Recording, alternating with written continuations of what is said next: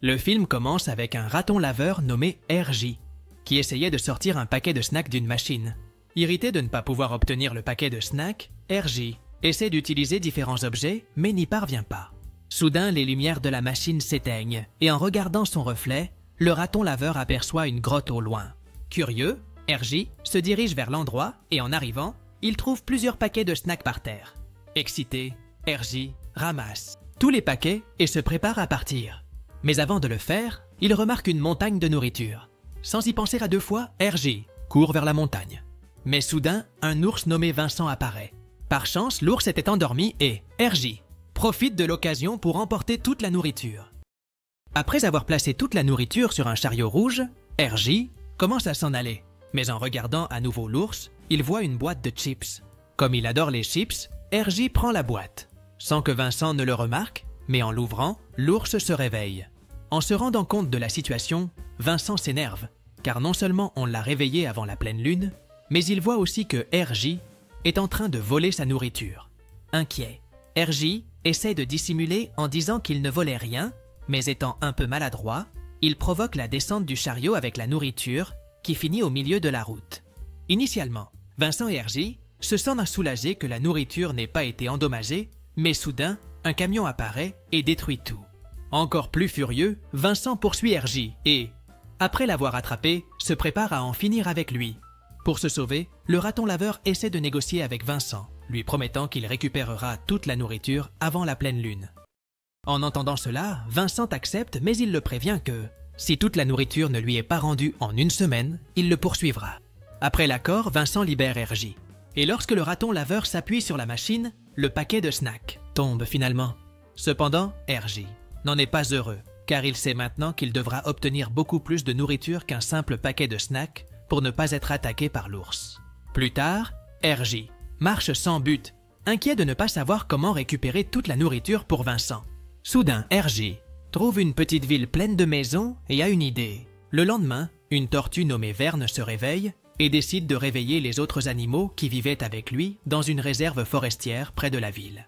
Parmi les animaux, il y avait un écureuil nommé Jamie, qui était très rapide. Estella, une moufette. Les porcs épiquent Lou et Penny avec leur famille. Et enfin, d'autres moufettes nommées Ozzy et Heather. À ce moment-là, tous les animaux se rendent compte que l'hiver est terminé et qu'il ne leur reste plus beaucoup de nourriture. À cause de cela, Jamie court à travers toute la réserve et découvre quelque chose qui l'inquiète. De retour avec les animaux, Verne leur remet une mûre à chacun et leur dit qu'ils doivent s'unir pour récolter plus de nourriture. Pendant qu'ils discutent, RJ les observe de loin et entend que les animaux se décrivent comme des collecteurs de nourriture. En entendant cela, RJ a une idée, leur demander de l'aide pour obtenir toute la nourriture dont Vincent a besoin. Peu après, Amy raconte à tout le monde ce qu'il a vu et leur demande de l'accompagner. Les animaux acceptent et lorsqu'ils suivent Amy, ils découvrent un mur fait de buissons, quelque chose qui n'était pas là auparavant. En le voyant, tous s'inquiètent et décident de nommer le mur Steve. Soudain, ils entendent un bruit de l'autre côté du mur et, poussés par la curiosité, Verne décide de le traverser. En arrivant de l'autre côté, Verne observe plusieurs objets qu'il n'avait jamais vus auparavant, y compris une statue géante d'une tortue faite de pierre. Étant un peu maladroit, Verne trébuche et après avoir passé plusieurs obstacles, il est renvoyé de l'autre côté du buisson. À son retour, Verne raconte tout ce qu'il a vu et ordonne à tout le monde de ne pas traverser le mur. De plus, Verne raconte que la moitié de la forêt dans laquelle ils vivent n'existe plus et qu'il sera désormais difficile de récolter de la nourriture. Soudain, RJ apparaît et après s'être présenté aux animaux, il leur dit qu'ils ne doivent pas s'inquiéter, car derrière le mur, ils pourront avoir une belle vie. De plus, RJ révèle que l'endroit où ils vivent est entouré de maisons et de condominiums, et il propose de les aider à remplir le tronc de nourriture. En seulement une semaine. En entendant cela, les animaux sont impressionnés, car seuls, ils mettent plus de 200 jours à remplir le tronc de nourriture. Cependant, Verne les arrête, en argumentant que ce n'est pas une bonne idée, car le monde derrière le buisson est dangereux. Malgré cela, RJ insiste pour les aider. Et pour les convaincre, il ouvre un sac de snacks pour qu'ils goûtent de la nourriture. Après les avoir goûtés pour la première fois, les animaux s'enthousiasment et acceptent l'aide de RJ. Plus tard, pendant la nuit, les animaux sortent de la forêt et RJ leur montre les merveilles du monde extérieur. Soudain, une femme nommée Gladys apparaît et, inquiet, les animaux se cachent. Le raton laveur leur dit de ne pas s'inquiéter et leur explique le processus que suivent les humains pour obtenir de la nourriture. D'abord, ils utilisent un appareil qui attire la nourriture et attendent qu'un livreur leur apporte la nourriture. Continue d'expliquer que les humains apportent et transportent de la nourriture tout le temps et jettent même une partie à la poubelle. À ce moment-là, les animaux en profitent pour prendre des restes de nourriture dans les poubelles. Mais soudain, le chat de Gladys, nommé Tiger, apparaît. En voyant les animaux, le chat commence à alerter Gladys, qui sort rapidement de sa maison. Après cela, Gladys chasse les animaux avec un balai et les oblige à retourner dans la forêt. Quand ils reviennent de l'autre côté du buisson, les animaux s'inquiètent de ce qui s'est passé et Vern blâme Hergé, en lui disant que tout était de sa faute et qu'il ne devrait pas les aider à collecter de la nourriture. Plus tard, Hergé monte dans un arbre et s'endort. Peu après, Vincent apparaît et, après avoir attrapé Hergé, il l'élimine. Heureusement, tout cela n'était qu'un cauchemar. Et quand Hergé se réveille, il voit au loin des jeunes filles avec un chariot rouge. Curieux, le raton laveur consulte sa liste et se rend compte que le chariot rouge est l'un des objets qu'il doit récupérer. Pendant ce temps, les animaux se réveillent aussi et essaient de prendre leur petit déjeuner. Mais ils n'y parviennent pas, car ils se souviennent encore de la nourriture qu'ils ont vue la nuit précédente. En voyant que les animaux sont découragés, Hergé a une idée, et lorsqu'il s'approche d'eux, il leur raconte que dans le passé, il avait aussi une famille, mais qu'il l'a perdue et ne l'a jamais revue. Émus, les animaux demandent à Vern d'accepter Hergé comme membre de la famille, et sans autre choix, Vern accepte. Ensuite, Hergé demande de l'aide à Jamie pour récupérer un petit chariot rouge qui transportait quelques biscuits. Pour cela, Hergé met de la mousse sur le visage de Jamie et lui demande de faire semblant d'être un écureuil enragé. Puis, Jamie court vers les jeunes filles et essaie de les effrayer, mais son plan échoue et elles commencent à l'attaquer. En voyant ce qui se passe, Vern décide de l'aider, mais il finit piégé dans une machine de nettoyage. La machine projette Vern vers les jeunes filles, qui prennent peur et s'enfuient. Plus tard, Jamie emmène le chariot avec les biscuits dans la forêt, et les animaux s'enthousiasment pour la nourriture. Après avoir finalement gagné la confiance des animaux, Hergé les guide pour collecter plus de nourriture dans les maisons du quartier, ce qui met Gladys en colère. Avec le temps, les animaux parviennent à remplir le tronc de nourriture, tandis que Hergé coche les aliments sur sa liste. Un matin, Gladys sort de chez elle et, en voyant toutes les poubelles renversées, elle en a assez et appelle un exterminateur. Plus tard, aussi fait semblant d'avoir quitté ce monde, inquiétant les gens qui croient l'avoir renversé avec un véhicule. Cependant, tout faisait partie d'un plan des animaux, car ils voulaient voler une glacière bleue. Le plan semblait bien se dérouler, mais soudain, un exterminateur nommé Daniel apparaît. Ainsi, en voyant aussi, Daniel se rend compte que le moufette n'a pas quitté ce monde, mais qu'il faisait seulement semblant. Avec cela, Daniel essaie de l'attraper, mais aussi se lève rapidement et s'échappe. Après cela, Daniel utilise son puissant odorat et parvient à détecter l'odeur de tous les animaux qui étaient proches. De retour, dans la forêt, les animaux considèrent Hergé comme leur nouveau leader et, finalement, ils lui construisent un endroit pour dormir et lui donnent même une télévision. Cependant, Hergé commence à regretter d'avoir trompé les animaux pour donner de la nourriture à l'ours, donc il décide de partir.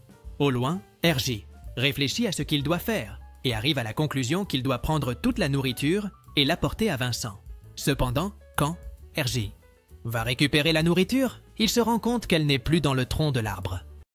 Plus tard, Hergé découvre que Vern ramenait le chariot avec la nourriture aux gens et la tortue lui révèle qu'il le fait pour ne pas finir comme le lapin qui est resté sur le véhicule de l'exterminateur. En remarquant cela, Hergé tente de l'arrêter et, pendant qu'ils discutent, ils finissent par attirer l'attention d'un chien nommé Newcent. En voyant Vern, le chien commence à jouer avec lui, jusqu'à ce qu'il aperçoive soudainement le raton laveur et se mette à le poursuivre.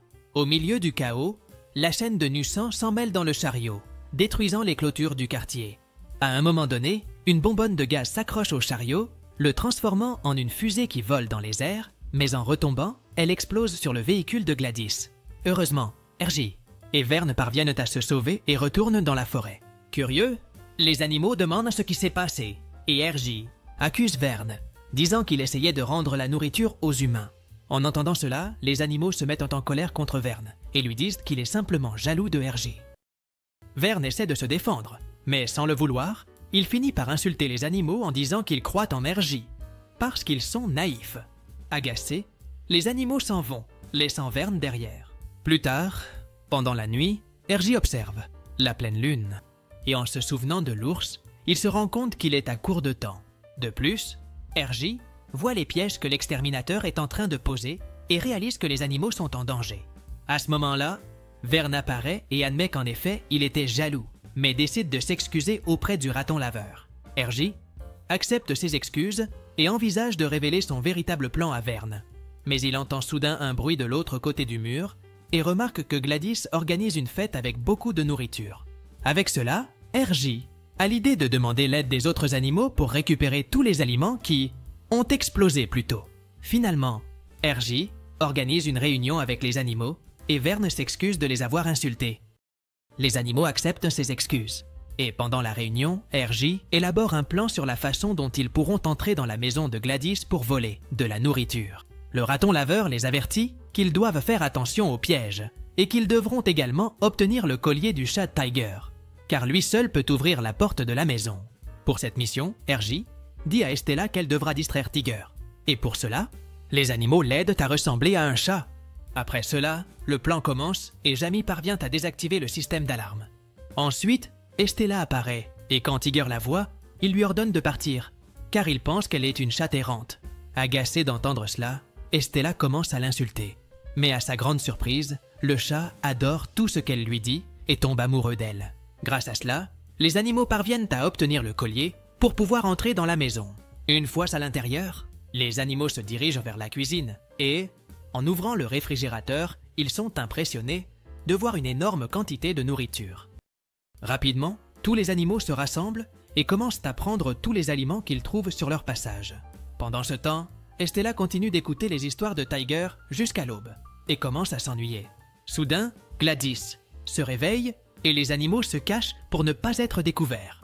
Au moment où Gladys prend un aliment du garde-manger, RJ voit la boîte de chips et décide de la prendre. Pour l'aider dans sa mission, RJ demande à Heather de distraire Gladys pendant qu'il essaie d'obtenir la boîte. Finalement, Heather croise Gladys, mais la femme la lance au loin et décide d'appeler l'exterminateur.